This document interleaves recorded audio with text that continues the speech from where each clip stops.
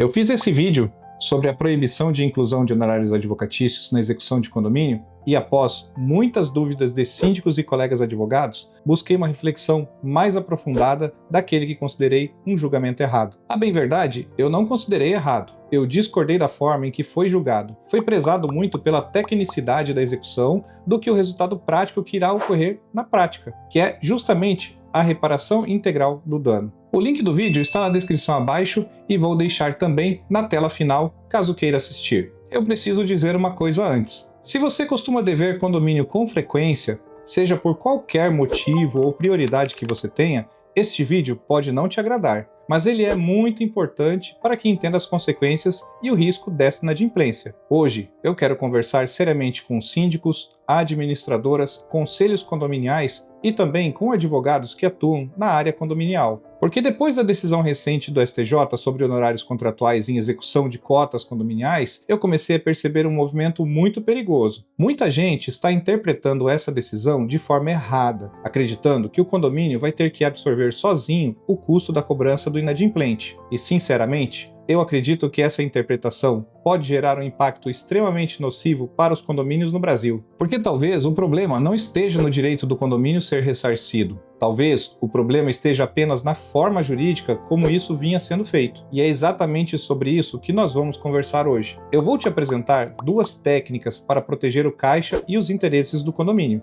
Primeiro, nós precisamos separar as coisas corretamente. O STJ não decidiu que o condomínio não pode sofrer reparação patrimonial. O STJ também não decidiu que o inadimplente ganhou uma espécie de imunidade contra os prejuízos que ele causa ao condomínio. O que o STJ decidiu foi algo muito mais específico. Ele prezou pela técnica executiva ao invés do resultado prático, que não há forma prevista em lei. A Corte entendeu que os honorários advocatícios contratuais não podem simplesmente ser incluídos automaticamente dentro da execução das cotas de condomínio, como se fossem encargos típicos daquela dívida. E, sinceramente, do ponto de vista técnico-processual, isso possui uma lógica, porque realmente existe uma diferença entre juros, multa, correção monetária e uma despesa contratual assumida pelo condomínio perante terceiros. Então, o ponto central aqui não é fingir que essa decisão não existe. O ponto é compreender como o condomínio pode estruturar juridicamente a proteção do seu patrimônio coletivo após essa decisão.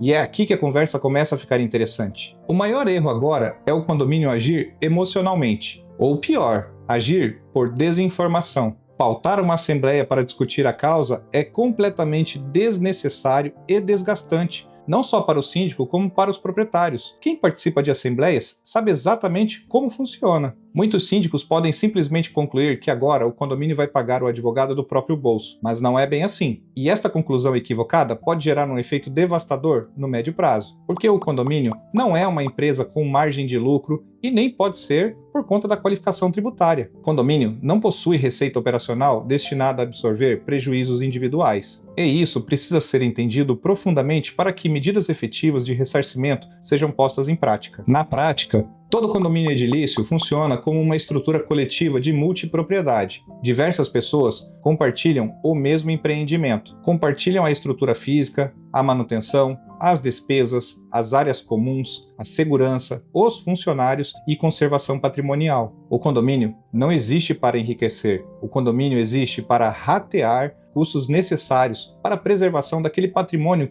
coletivo, ou seja, ele apura as despesas e divide conforme a previsão da convenção condominial, adicionando tão somente o percentual do fundo de reserva que é estabelecido para a utilização em emergências ou reformas que são aprovadas por todos. Isso muda completamente a lógica da discussão, porque quando o condomínio sofre um prejuízo, quem suporta esse prejuízo? Isso mesmo, os moradores, inclusive os adimplentes. Existe uma lógica muito básica dentro da vida condominial. Quem causa prejuízo à coletividade deve reparar esse prejuízo. E isso acontece o tempo inteiro. E o síndico já faz isso naturalmente sem perceber. Imagine um morador que bate no portão da garagem, ou danifica um elevador, ou até quebra uma porta na área comum. O que é que o condomínio faz? Contrata uma empresa, executa o reparo, recebe a nota fiscal, efetua o pagamento e depois individualiza aquele débito para a unidade. E se o responsável não ressarcir espontaneamente, o valor é lançado na unidade responsável. Mas por que isso? Porque a coletividade não pode absorver um prejuízo individual. E agora, eu faço uma pergunta muito importante para você, síndico. Qual é a diferença prática entre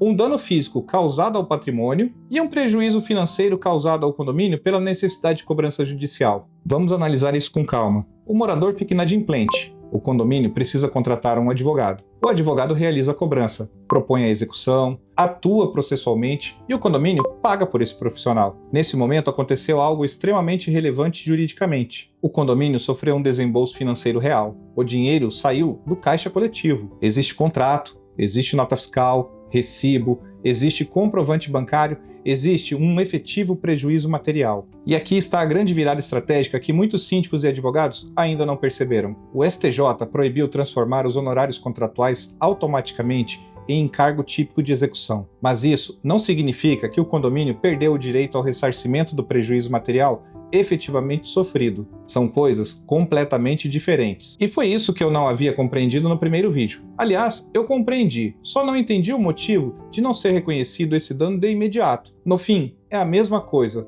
só que com um desdobramento. Ou seja, o condomínio primeiro precisa pagar o advogado para depois contabilizar o prejuízo e só então lançar na unidade inadimplente. Tecnicamente, o que foi entendido pela impossibilidade de inclusão dos honorários é porque não há como atribuir ao inadimplente um débito ainda inexistente e contratado com um terceiro. Veja, em regra, o condomínio paga um percentual do valor de cobrança ao advogado. Mas essa relação jurídica é feita entre o condomínio e o advogado, não envolve a unidade devedora. Neste ponto, não há um título executivo extrajudicial contra o inadimplente, ainda, mas eu vou lhe mostrar como você irá fazer essa cobrança com 2 estratégias mais adiante. Vamos falar de realidade prática. Se o condomínio absorve sozinho o custo da cobrança, quem é que paga essa conta? Os moradores adimplentes. E isso gera um problema gravíssimo. A coletividade começa a financiar o prejuízo privado causado pelo inadimplente. E isso é extremamente perigoso para a saúde financeira do condomínio, porque a inadimplência deixa de gerar consequência patrimonial efetiva. O condomínio passa a perder caixa, perde capacidade de manutenção, perde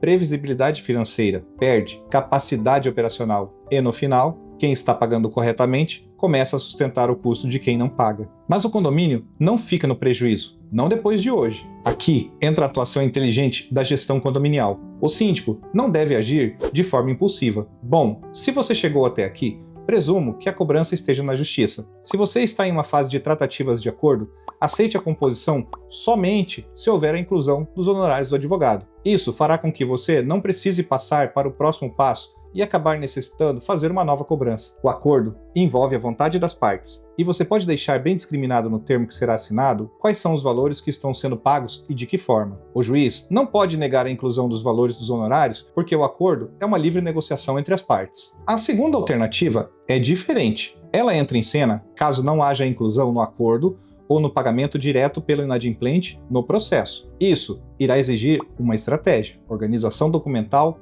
rastreabilidade e, principalmente, transparência. O primeiro passo é formalizar documentalmente o prejuízo sofrido pelo condomínio. O condomínio precisa possuir contrato com o advogado, nota fiscal, recibo, comprovante de pagamento, demonstração do vínculo entre a inadimplência e a necessidade da cobrança. Depois disso, entra um ponto extremamente importante: a notificação prévia. Antes de qualquer lançamento no boleto, o síndico pode e talvez deva formalizar uma notificação extrajudicial ao proprietário inadimplente. E aqui, muitos condomínios erram, porque não basta simplesmente mandar um aviso genérico. A notificação precisa ser técnica. Ela precisa demonstrar que houve a contratação de um advogado, que houve o pagamento, que o condomínio sofreu um prejuízo financeiro, que o valor está documentalmente comprovado e que está sendo concedido uma oportunidade do ressarcimento voluntário. E nessa mesma notificação, o condomínio pode informar claramente: caso não haja o pagamento espontâneo, o prejuízo material será individualizado e lançado na unidade condominial. Perceba a diferença disso. Não se trata de uma punição arbitrária. Não se trata também de criar uma multa nova. O que existe é recomposição patrimonial da coletividade. E acredite, isto já deve estar na sua convenção ou regimento interno.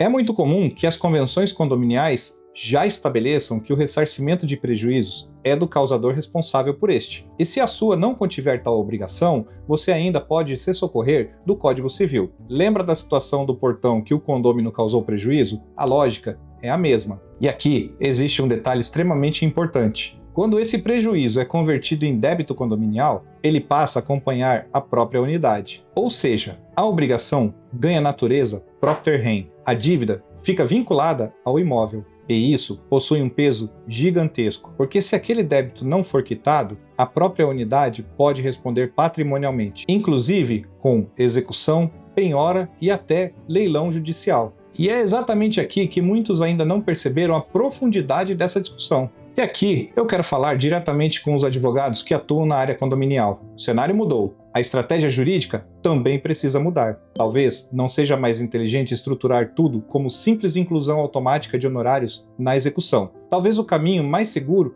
passe pela construção documental do prejuízo material. Isso exige boa convenção condominial, boa política interna, notificação adequada, rastreabilidade financeira e a individualização clara do dano. Porque daqui para frente, o debate tende a migrar da natureza automática do encargo para a demonstração concreta do prejuízo efetivamente suportado pelo condomínio. Talvez seja necessário ajuizar uma nova demanda para o condomínio, mas pela minha experiência, prefiro ajuizar uma ação de cobrança nos juizados especiais cíveis para não trazer mais custos ao condomínio e incluir os honorários contratuais no acordo de pagamento, porque eles sempre acontecem. Afinal, o débito é propter rem, e quanto mais a unidade deve, maior a preocupação em resolver por parte do proprietário. E somando a celeridade dos juizados, uma condição de enviar o imóvel para leilão é muito mais rápido que a justiça comum. Então, talvez o maior erro agora seja interpretar a decisão do STJ como se o condomínio tivesse virado uma espécie de segurador obrigatório da inadimplência. O condomínio não existe para absorver prejuízos privados. O condomínio existe para dividir despesas comuns. E justamente por isso, aquele que gera dano à coletividade deve reparar a coletividade. Na minha visão, o debate correto não é o condomínio pode buscar ressarcimento. O verdadeiro debate passa a ser: qual é a forma juridicamente mais inteligente, tecnicamente mais segura e estrategicamente mais eficiente de estruturar essa cobrança após a decisão do STJ?